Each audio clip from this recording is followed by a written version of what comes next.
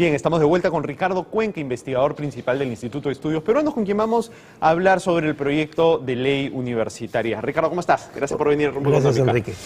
Una de las principales críticas que se le está haciendo a la ley es que lo que generaría es un sistema educativo muy poco inclusivo, porque le exigiría una serie de requisitos sumamente altos a las universidades. Entonces, lo que terminaría sucediendo es que para financiar esos costos se tendrían que cobrar pensiones muy altas y por lo tanto las personas, o la mayoría de personas, no podrían financiarlos. ¿Tú qué opinas acerca de esta elitización de la educación universitaria? A ver, yo creo que no es que sea más elitización de la que ya hay, ¿no es cierto? Si uno mira los números, alrededor del 10% de los quintiles más pobres de ingresos solo acceden a la universidad en este momento, a pesar de que la matrícula es fundamentalmente privada, el 63% de la matrícula en el país es privada. Entonces yo no creo que haya este cambio tan fuerte. Lo que hay que tener claro, Enrique, es que cuando hablamos de buscar regular calidad en un contexto de masificación, estoy usando la vieja noción de masificación de Trow, este sociólogo de Berkeley, que sigue vigente, digamos. Es decir, cuando un país tiene entre 16 y 50% de cobertura, está en un proceso de masificación. Y esto requiere medidas de regulación mayores. Entonces yo no sé si generará elitismo, porque ya está bien segmentado. Es decir, si tú miras rápidamente una curva, yo quería traer unos gráficos, no me dio el tiempo. Si tú miras rápidamente la curva de cómo está la matrícula por quintiles de ingreso, te das cuenta que todavía está muy segmentada. Entonces sigue siendo muy elitista a pesar de que pareciera ser que tenemos una masificación, ¿no? Pero entonces esta situación todavía se pondría aún peor, ¿no? Yo estaba haciendo una comparación sobre los requisitos que establece el proyecto de ley universitaria y las características de ciertos programas en el extranjero, y me encontré con que, por ejemplo, bajo los estándares de la ley universitaria no habría sido posible aprobar la Facultad de Artes de la Universidad de Nueva York, el programa de doctorado en Derecho de Yale, que es la mejor universidad de Derecho de Estados Unidos, la maestría en Políticas Públicas de London School, la maestría en Arqueología Clásica de Oxford, o el doctorado en Filosofía o el de Educación de Cambridge. ¿Por qué razones? Entonces, básicamente porque no cumplen con los tiempos de los programas, con el número de créditos o con la dedicación a tiempo completo, o porque no cumplen con tener el 30% de sus profesores con doctorado a tiempo completo y dedicación exclusiva. Entonces, o sea, sí es cierto que estamos poniendo unos estándares que no solamente se alejan de la realidad peruana, sino se alejan de la realidad internacional. Y a eso hay que mirarlo también, ¿no es cierto? O sea, hay algunos requisitos de por cuál la Facultad de Derecho de Yale va a ser la mejor del mundo, más allá de que pueda aprobarse acá, no. Lo que sí es verdad es que hay algunas cosas que probablemente en el Congreso negociarán. Yo tampoco estoy muy seguro del tema del doctorado a tiempo completo para el 30% de los profesores, porque es muy ajeno a la realidad del país. De hecho, yo estaba viendo que, por ejemplo, las principales facultades, tanto de Derecho como de Ingeniería del Perú, no tienen hoy en día decanos que cumplan con esos requisitos, ¿no? Y estamos hablando, pues, de la mejor educación en esas carreras que se dan en el Sin Perú. duda, sin duda. Lo que hay que pensar es que yo también ahí estoy de acuerdo, creo que eso es demasiado exigente, ¿no es cierto? Sin embargo, creo que eso tampoco, y que tendremos que apuntar hacia eso, ¿no es cierto? Alrededor del 25% del presupuesto de las universidades brasileñas, que son las universidades top en Sudamérica, invierten como en cualquier otra empresa, en la formación de sus propios recursos humanos.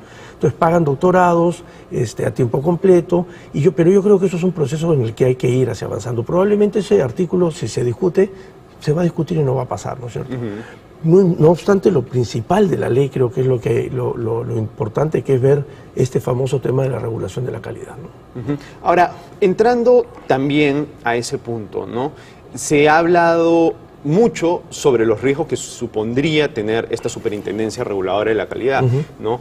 Una de las principales críticas que se le hace es por qué un grupo de burócratas debería elegir el tipo de universidad, el tipo de educación que se brindaría, y eso no debería ser una elección que recayera en los mismos alumnos que trabajan para pagarse su educación, ¿no? O sea, a mí me puede parecer que una determinada universidad no dicta como se debe, pero quizá un alumno, si está bien informado, ¿no?, tiene todo el derecho, pues, de decir yo sí quiero invertir mi dinero acá, ¿no? Eso es una observación interesante, creo yo, en el plano más bien teórico, ¿no es cierto? La pregunta que nos deberíamos hacer nuevamente, viendo la realidad del país, es de verdad cuánta elección tienen, por más información que tengan las personas, para poder elegir bien, ¿no es cierto? Sobre todo en cuestiones como educación. Ya está comprobado, por ejemplo, en los larguísimos estudios que se han hecho en Chile, que es el país que ha liberado durante mucho más tiempo y en más extensión la educación, que las decisiones que toman las familias para poner a sus hijos en los colegios o los chicos a la hora de elegir una universidad no tienen que ver con la información de la calidad de la universidad, sino con otras cosas que finalmente van a terminar reproduciendo aquello que no queremos y que todos los informes educativos dan, que es la correlación tan directa entre el nivel socioeconómico de las familias y los resultados de aprendizaje. Ahora hay este estudio tan conocido, tú lo conoces bien, este estudio de Yamada y luego hay otro de Yamada y Castro, que dice que la educación universitaria realizada en una institución pública universitaria, ¿no?, ofrece un rendimiento promedio anual de 15.2% y en el caso de la universidad privada es 17.9%, ¿no? Entonces, tanto en promedio en nuestro país, tanto las universidades, la inversión en educación en universidades públicas como en privadas, es una inversión rentable, lo cual es una muestra que por lo menos en promedio las personas están tomando buenas decisiones, ¿no? Por eso habla mucho, no, la gente decide mal, pero este estudio lo que demostraría es que no, decide bien porque están invirtiendo bien su dinero. Yo he hablado con Gustavo sobre eso, y con Francisco también, ¿no es cierto? Gustavo es colega mío en el consejo, así que hablamos mucho sobre el tema. Es verdad lo que él dice, ¿no es cierto? Los retornos universitarios en comparación a los de los institutos técnicos son mayores. Sí. El asunto es cuando tú no miras ese promedio general, sino miras los desagregados. Y allí es donde en el detalle está el diablo, ¿no es cierto? Tú mismo lo tuiteabas el otro día. Y yo creo que sí, porque lo que no podemos es pensar que el retorno que tiene alguien que estudia en una universidad top peruana, sí, tenga el mismo que uno que está en el último lugar. Sin duda, pero estos son promedios, ¿no? Por eso. O sea, no es que, o sea, en promedio sí se está haciendo bien. Y no discuto que hay universidades paupérrimas, eso todos lo saben, sin duda, ¿no? Pero en promedio el resultado es positivo. Y por eso tiene que haber, o sea, yo también creo que tiene que haber una participación privada en la educación Ahora, esto es privada y pública, ¿no? O sea, yo no estoy y fortalecer la pública, claro, también. O sea, mi punto es las decisiones de las personas acerca de si tomar o no una determinada carrera universitaria parece que son buenas porque sus rendimientos son superiores a cualquier otra inversión que podrían hacer. Yo te hago una pregunta, Enrique. En un promedio de una familia de nivel socioeconómico B, no sé, tú tienes mejor el dato que yo, ¿cuánto es el promedio del ingreso de hogar?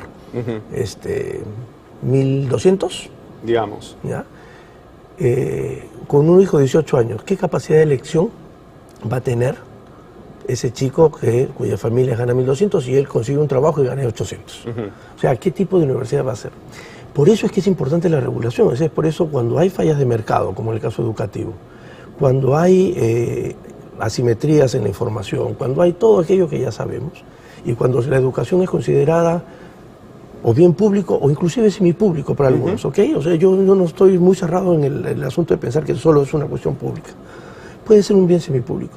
Ya eso te indica que necesitas tratar de controlar las inequidades, ¿no es cierto? Ahora, la superintendencia, yo personalmente, y lo dije más de una vez, creo que debería ser, digamos, concursada a personas abierto, ¿no es cierto? Un concurso público y abierto en el que hayan las mejores personas que tomen las mejores decisiones. ¿Tú crees que está mal diseñado el sistema de superintendencia en cuanto a quienes la conforman, como está planteado en la ley? Particularmente sí, ¿no es cierto? No sé si mal planteado, sino que arrastra uno de los errores actuales, que es tener juez y partes. Ajá. ¿No es cierto? Representantes de universidades decidiendo cuándo se cierran o se abren universidades es lo mismo que pasa con la ANR y con AFO. Y eso sabemos que no funciona. Es decir, no podemos permitir que en este país el casi 48% de las universidades nuevas estén con una licencia provisional, ¿no es cierto? Ahora, el tema es que quizá muchas personas piensan que el tipo de regulación que sería necesario es un tipo de regulación distinta, ¿no? O sea, todos, tú y yo, y creo que todo el mundo estamos de acuerdo que hay universidades que brindan un servicio paupérrimo, ¿no? Pero más que medir en abstracto la calidad de la universidad, debería verse los resultados, ¿no? O sea, qué tan empleables son sus alumnos, ¿no? Entonces, quizá ¿no te parece que tendría más sentido un sistema donde, en vez de una superintendencia que le diga a las universidades cómo manejar su institución, sería un sistema donde sea absolutamente público cuáles son los resultados de estudiar una determinada carrera en una determinada universidad para que la gente pueda escoger mejor? Sí, a ver, primero que la superintendencia no le dice a las universidades qué es lo que tiene que hacer. Ahora sí lo dice, ¿no? Después volvemos al tema. Es que es bien importante ese tema, ¿no? Porque tú yo veo acá el proyecto y dice que son atribuciones de la superintendencia diseñar todas las políticas generales para el desarrollo de las universidades. Las políticas nacionales, sí, claro. Autorizar o denegar funcionamiento de universidades, facultades, Exacto. escuelas y programas, supervisar e incluso aprobar el reglamento de la propia superintendencia. O sea, la superintendencia puede hacer todo. No, pero estás leyendo mal, pues hay que leer por partes. Ajá. Ahorita lo que hace es exactamente lo mismo. CONAFU puede abrir o cerrar facultades o programas. No lo ha hecho porque son juez y parte, ¿no es cierto? Por un lado. Dos, se tienen que dictar las políticas universitarias nacionales, por supuesto. Ahí es donde tenemos un problema, por ejemplo, de competitividad. Uno de los indicadores de por qué tenemos mal en el índice de competitividad el tema educativo es porque no hay políticas generales ni en la básica completa ni en las universidades. Entonces las universidades no terminan de definirse. Aquellas que son, por ejemplo, de docencia y profesional, que vayan por ahí y hagan. Aquellas que son académicas, que vayan por ahí y hagan y se les midan en eso, ¿no es cierto? Todo este conjunto de políticas tiene que estar en algún lado.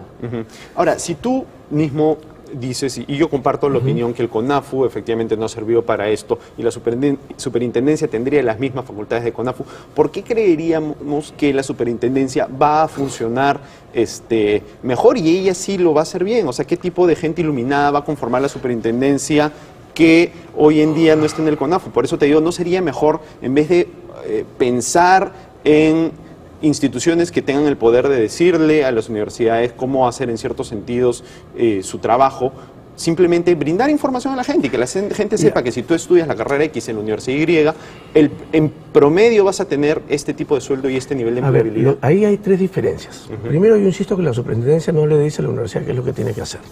Segundo, que estaría conformado por personas que no son juez y parte, es decir, es un concurso público, debería ser un concurso público de las mejores personas que puedan tomar las mejores decisiones respecto de qué es lo que pasa con la educación superior en el país.